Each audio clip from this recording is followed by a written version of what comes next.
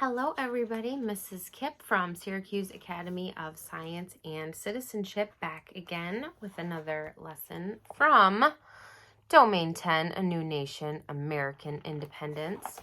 And our lesson today is titled Building a Nation with Words and Ideas.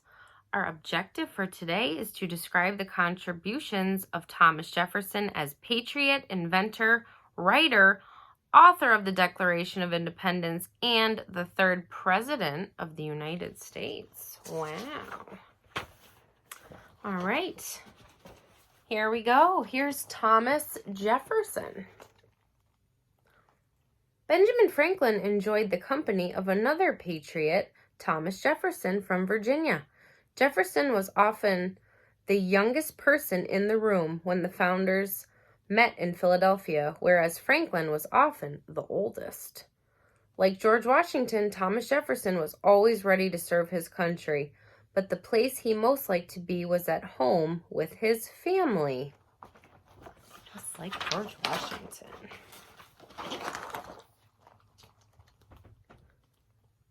When Thomas Jefferson was a young lawyer, he started building a house close to the farm where he grew up in Virginia. But on a hill, he named it Monticello, which means little mountain in Italian. He worked on it for many years, before, during, and after the war. This shows what his house looks like today, not exactly what it looked like back then. Jefferson traveled in Europe and brought back many ideas from France and Italy. Because of Monticello and some other buildings he designed, Jefferson is called the father of American architecture. And architecture refers to the design of buildings or the way that buildings look. In fact, Jefferson was one of the people who worked on the design of Washington, D.C., our nation's capital. Like Benjamin Franklin, Thomas Jefferson liked to invent things. For his house, he invented a pulley system that opened doors and a mechanical clock that kept track of the days of the week. He also invented a dumbwaiter, a shelf that could be piled high with food dishes, raised from the kitchen downstairs up to the dining room, then lowered back down to the empty dishes when the meal was over. That's a cool invention.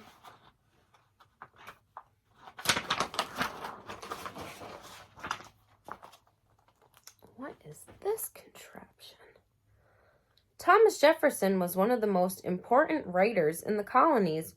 Remember, he was the author of the Declaration of Independence. Because he wrote so many important papers and letters, he wanted to be able to make copies of them for himself. So Jefferson bought a copy machine from his friend Charles Willson Peale. It was one of the first copy machines ever made. As Jefferson wrote at his desk, a second pen was automatically writing the same thing right beside him, so he could continue to work away from home. Thomas Jefferson invented a lap desk that he could carry with him on horseback that could hold all of his paperwork and office tools. So this is similar to carrying a backpack or using a laptop like we do. After the Constitutional Convention and the election of George Washington as the country's first president, Thomas Jefferson returned to Virginia to work on Monticello. When he was not at Monticello, often he was off representing his country, sharing his ideas both in America and in Europe.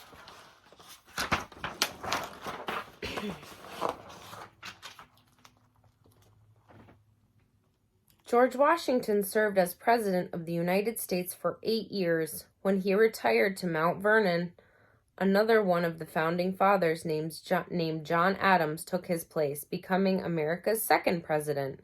Thomas Jefferson became John Adams' vice president. A vice president is someone who is second in command to the president. 4 years later, Thomas Jefferson became our nation's third president. In the 8 years that he was president, he did many things to help the young nation grow.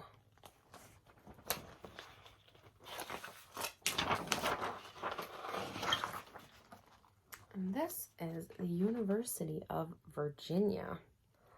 One of the things that Thomas Jefferson believed in most was public education. He realized how fortunate he had been having the chance to attend excellent schools all his life, but he knew that not everybody could afford to do so. Perhaps Jefferson's greatest project was planning for a public college in his state of Virginia. He designed the buildings, chose the subjects to be taught, and raised money to build the University of Virginia. The university was built on a friend's farm just down the hill from Monticello so that Jefferson could watch it being built. Very cool.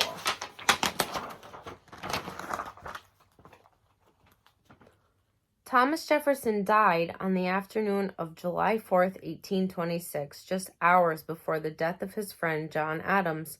The second and third presidents of the United States of America died on the 50th anniversary of Independence Day. An anniversary is celebrated every year, like your birthday. Your birthday is the anniversary of your birth. So Jefferson died 50 years to the day after the signing of the Declaration of Independence. That is very interesting. Oh, we know what this is. This is the head, and this is the tail of a nickel, which is worth 5 cents. Like George Washington and Benjamin Franklin, Thomas Jefferson is remembered in many ways today. Some of our nickels or 5-cent coins have a picture of Jefferson on one side of them and a picture of a domed building on the other side. Can you guess what building that is? A domed building. See how it has this dome on the top that's round? That is his beloved Monticello, his home where he loved to be. And that's it for today. Let's go over some questions. Number 1, what important job did Thomas Jefferson have that George Washington also had some years before him? What important job did he have? President of the United States. Very important. Number 2, Jefferson is called the father of American architecture. What did he design?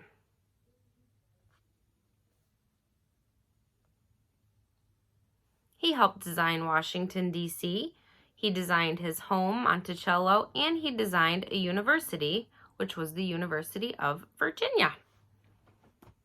Number 3, you learn that both George Washington and Thomas Jefferson are pictured on some United States money.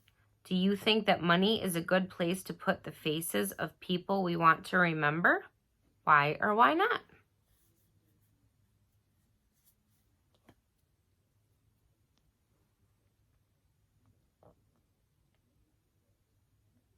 I think that money is a good place to put faces of people we want to remember, like the founding fathers of our country, because it helps remind us how our country came to be and how much all of these people did for our country so we could enjoy living here, right? All right. Number 4, describe one of Thomas Jefferson's inventions. He had a bunch of inventions too. He invented the dumbwaiter, which was the shelf that would go up and down in the wall, so you could bring the dishes from the dining room up to the kitchen and then back down to the dining room without having to carry them all the way around up and down the stairs. The pulley system for doors, copy machine, lap desk, and a mechanical clock. So he was definitely an inventor. Number 5, why was public or free education important to Thomas Jefferson? He thought education was very important, and he wanted everyone to be able to have a good education regardless of how much money they had. I agree. All right, an important vocabulary word from today's lesson is the word anniversary. We have learned this word before. In the read aloud you heard, the second and third presidents of the United States of America died on the 50th anniversary of Independence Day. An anniversary is an important date that you remember on the same day each year. My parents went out to dinner last night to celebrate their wedding anniversary.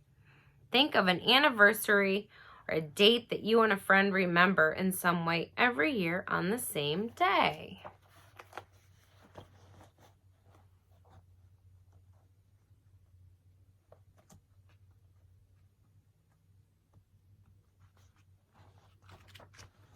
Well, we all celebrate the anniversary of our birthday. Our birthday is the anniversary of the day that we were born. Yesterday was Mother's Day, but it was also May 10th, which is the day that I got adopted. That was the anniversary of the day that my parents took me home. So that's a special anniversary to my family. All right, that's it for today. Next time, the title of our lesson is called Liberty and Justice for All? Question mark? What are they talking about? We'll have to wait to find out. See you guys tomorrow. I miss you. Have a good night. Bye.